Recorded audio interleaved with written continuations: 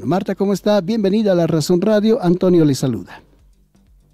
Muy buenos días, Antonio. Muchas gracias por la entrevista. Para mí es muy importante poder hablar del trabajo que estamos haciendo en el Censo de Población y Vivienda. Marta, adelante, estoy en tus órdenes. Claro que sí, Marta. Bienvenida otra vez. Todos queremos saber, entonces, cómo está dividida la boleta censal, cuántas partes van a haber, cuáles van a ser o cuáles son las nuevas preguntas que se están incluyendo. Cuéntenos, Marta, por favor, adelante. Muy bien. Nuestro cuestionario tiene 59 preguntas.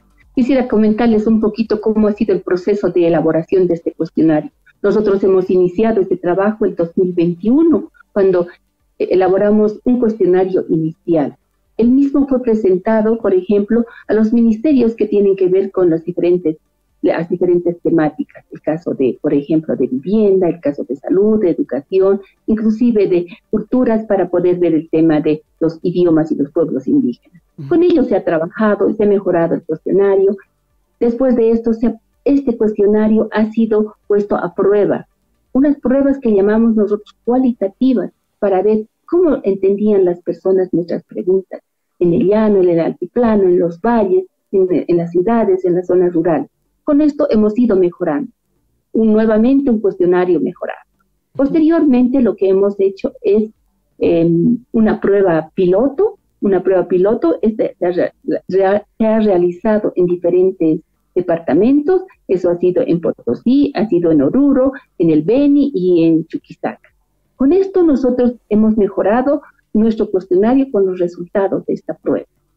Estos resultados lo hemos presentado a través de un mecanismo que hemos llamado Instituto Abierto. Hemos hecho reuniones virtuales y presenciales, tanto con universidades, hemos hecho también con gobiernos autónomos municipales, con gobiernos departamentales, con institutos de las universidades, en fin, hemos presentado a la población. Con eso también hemos mejorado nuestro cuestionario. Finalmente hemos hecho un censo experimental, que es un censo en pequeñito en el municipio de Capinota. Con eso nosotros hemos podido tener el cuestionario que les hemos presentado el día de ayer, que consta precisamente de 59 preguntas. Estas 59 preguntas están divididas en 7 capítulos. Estos capítulos muestran cómo es un censo de población y vivienda. En el primero muestra la ubicación de la vivienda, dónde está ubicada la vivienda que estamos censando.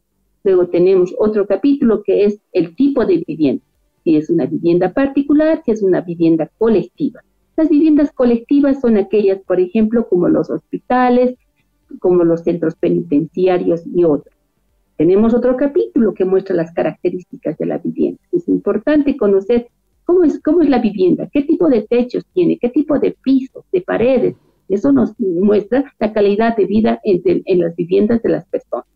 Luego tenemos la parte de las personas, tenemos la inmigración internacional, tenemos la mortalidad, también tenemos las características de cada persona, donde detallamos y preguntamos a cada uno de los miembros de la vivienda donde estamos visitando.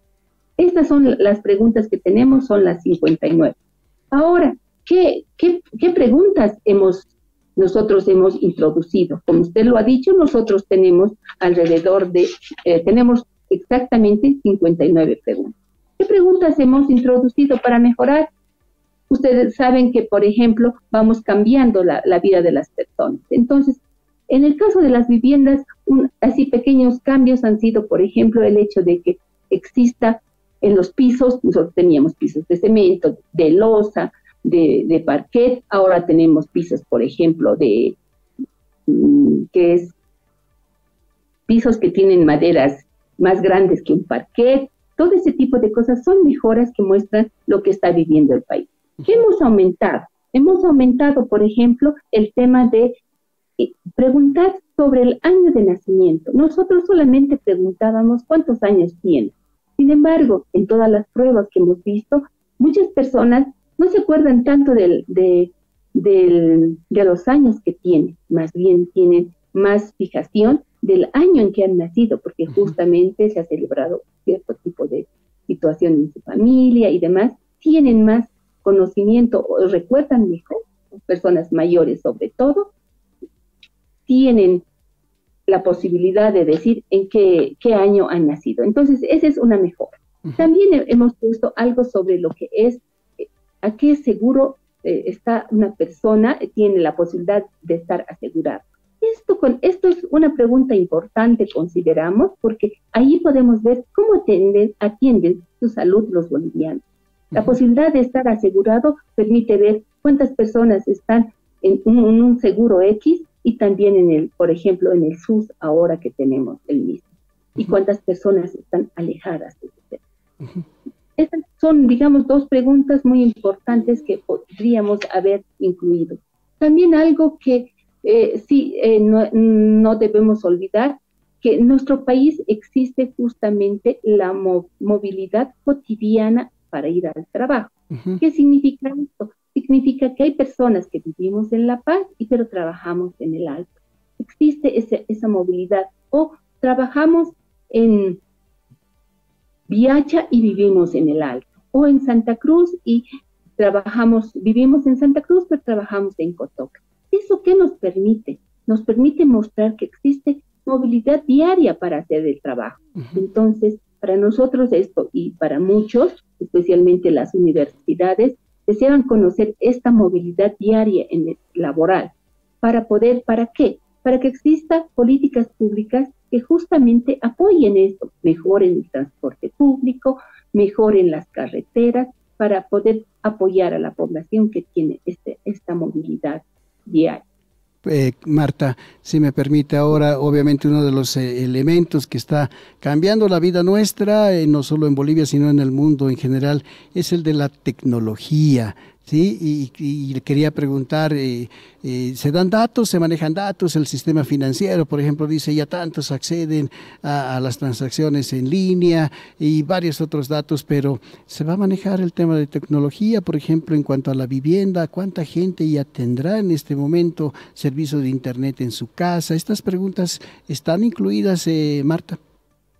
Sí, están incluidas estas preguntas. Es importante. Nosotros desde el anterior censo ya teníamos la conexión al internet, pero ahora, como todos sabemos y por las encuestas que nosotros realizamos, las personas usan justamente el internet de sus celulares. Es el mayor uso que tienen. Entonces, tenemos la consulta de que si tienen conexión al internet por cable o satelital, o también tienen la conexión por su celular. Entonces, vamos a poder dar esta información macro para que todas las personas que necesitan tomar decisiones al respecto las puedan tomar. Otra pregunta que me ha llamado la atención, ayer lo veía muy rápido, Marta, tiene que ver con esto de las personas fallecidas en una familia y su relación directa o indirecta con el COVID. ¿Cuál es el objetivo de esta pregunta, Marta? Si nos explica, por favor. Muy bien, esta es una pregunta nueva también. Siempre ha habido el tema de la mortalidad, evidentemente, pero antes teníamos la consulta de que el año pasado, ¿cuántas personas hubieran muerto en esta vivienda? ¿No? Ahora estamos ampliando justamente los años, desde el 2019, ¿cuántas personas han muerto en esta vivienda? Hemos incluido también la fecha en la que hubiera fallecido, los años que tenía, si era hombre o mujer, y ahora también si hubiera fallecido por el COVID. Esto nos va a permitir medir realmente cuántas personas han fallecido por la pandemia. Esto es algo que, por ejemplo, a nivel nacional, los países están preguntando en los censos para ver cómo ha sido el tema del COVID en los países, cuánto ha afectado en la mortandad en los países. Sí, le preguntaba esto, Marta, porque es cierto, nosotros tengo el último registro en la cabeza, creo que es más de 22,000 personas en Bolivia que fallecieron por el COVID, en el mundo más de 6 millones, tengo entendido, pero siempre se dijo de que esa cifra era mínima, porque dada la situación, el contexto en ese momento, muchos no se han registrado y han pasado así nomás. ¿Ese es el objetivo de aclarar esa cifra? Uno de los objetivos es ese. Sin embargo, como le digo, es importante conocer cómo nosotros hemos podido pelear con esta pandemia. ¿Cómo ha sido que tantas personas hubieran fallecido? Creo que es importante. Usted sabe que cuando hubo precisamente lo de la pandemia, Muchas personas no podían ni despedirse de sus personas queridas, necesitaban verlas al final y prefirieron enterrarlas de manera a veces clandestina. Uno de esos problemas podríamos nosotros ver en este tema, ver cuántas personas realmente han fallecido, pero también comparar con otros países, ¿no? Tenemos que entender que las estadísticas nos permiten ver cómo hemos crecido a lo largo del tiempo, pero también nos permite compararnos con otros países. Entonces, ese es uno de los objetivos. Ahora le voy a preguntar sobre, valga la redundancia, una pregunta también que tiene que ver con las mujeres mayores de 12 años. Se les va a preguntar sobre su salud reproductiva, en fin, ¿cuál es el objetivo de esta pregunta, Marta? El objetivo de esta pregunta es precisamente generar políticas que ayuden justamente a educar sobre la parte reproductiva a las personas. Nosotros necesitamos saber, y ya lo tenemos en las encuestas, que a partir de los 12 años las mujeres han tenido hijos embarazadas. Entonces queremos ver la prevalencia, cuántas personas han tenido, justamente para generar políticas de educación de salud sexual reproductiva. Eso va a ayudar pues, al Ministerio de Salud, al Ministerio de Educación y a otras entidades que puedan incidir para ver cómo esto evitar que las personas se embaracen tan jóvenes, ¿no? Y evitar además otro tipo de situaciones, por ejemplo, que no exista problemas en el parto, en el posparto. Nos va a dar información sobre eso, porque esas preguntas son a personas de 12 y mayores de edad para saber cuándo han tenido su primer bebé, dónde han tenido su embarazo y todas las preguntas que tienen que ver con esta parte de salud. Marta, esto tiene que ver porque muchos de estos embarazos de adolescentes, 13, 14, 15 años, tienen que ver con el abuso sexual. ¿Esto también está incluido?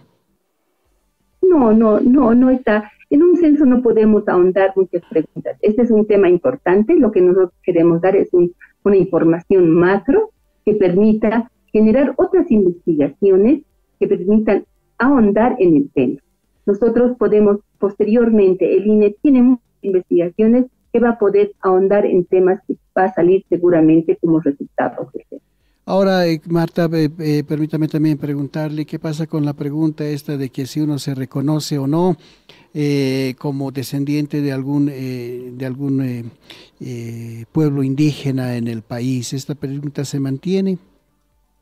Sí, es una autoidentificación. Lo que nosotros buscamos en el censo es justamente caracterizar a la población. Lo que necesitamos con esa pregunta es conocer cuántas personas pertenecen o se autoidentifican con un pueblo indígena. Primero decimos que somos bolivianos y que hemos nacido aquí en esta patria, y después decimos si se autoidentifica con nosotros.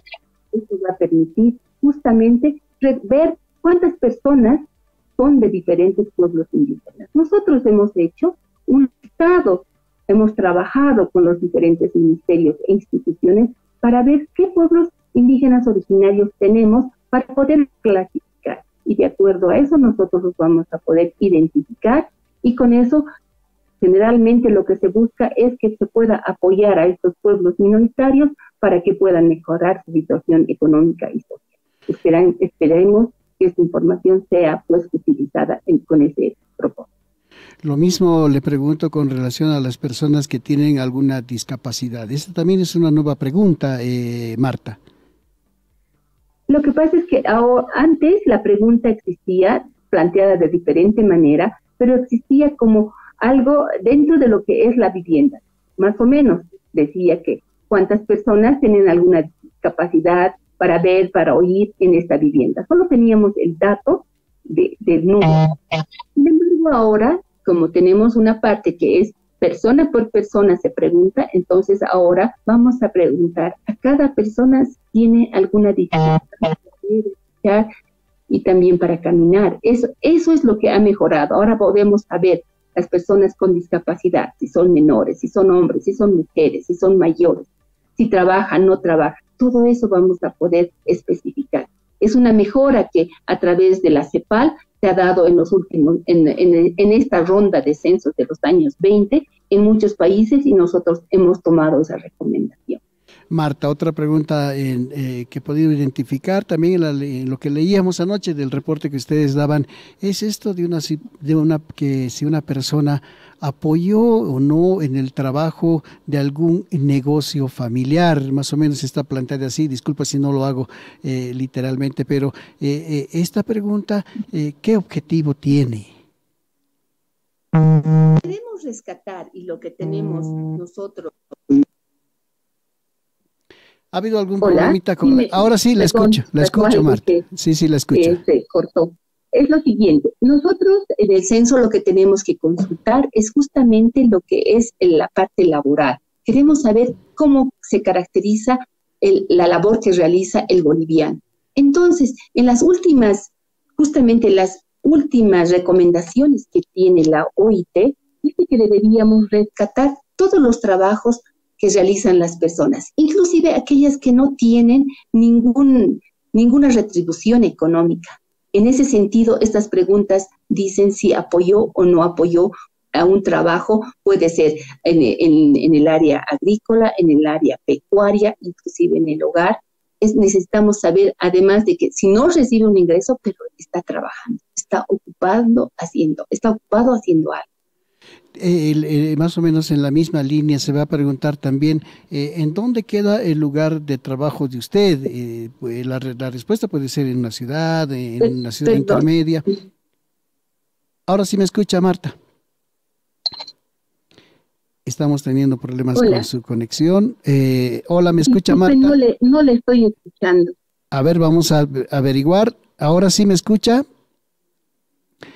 No me está escuchando Marta, voy a preguntar a producción. He perdido poderlo escuchar, no lo escucho. Ahora sí me escucha Marta, ahora sí. Ahora sí le escucho. Sí. Ahora ya le preguntaba más o menos en la misma línea. Va a haber una pregunta que dice, ¿dónde está su lugar de trabajo? ¿Dónde se ubica su lugar de trabajo? ¿Esto en qué va a ayudar? ¿Cuál es el objetivo, Marta? Sí. Hace un momento le decía que una de las preguntas precisamente era la movilidad para poder ir, la movilidad diaria laboral para ir al trabajo. Justamente es esa. Necesitamos saber cómo las personas, o sea, dónde trabajan. Si trabajan cerca de su hogar, si trabajan en su misma ciudad o se trasladan día a día para realizar un trabajo. Como le decía hace un momento, eso va a permitir conocer que existe mucho movimiento de una población a otro lugar. Por ejemplo, en nuestro caso, de La Paz existen muchas personas que van a trabajar al Alto y otras del Alto trabajan en La Paz. Ese movimiento nos hace ver que existe pues mucha afluencia de tráfico. Necesitaríamos tal vez mayores carreteras, una política de transporte más efectiva para que las personas puedan cumplir esa labor que tienen. Precisamente es para mejorar esta parte que en los últimos tiempos en los países más desarrollados se da con mucha frecuencia este movimiento diario para poder ir al trabajo. En nuestro país se ha ido incrementando, queremos medir cómo es esto y para que generar políticas tanto a nivel municipal como departamental sobre todo, ¿no? Ahora, Marta, explíquenos como para cuánto tiempo está programada esta consulta. Todo el cuestionario para una familia entre 3 y 4 personas, nosotros tenemos ya programado y medido que va a tardar entre 35 y 40 minutos. Eso es lo que se va a hacer el censo en cada vivienda.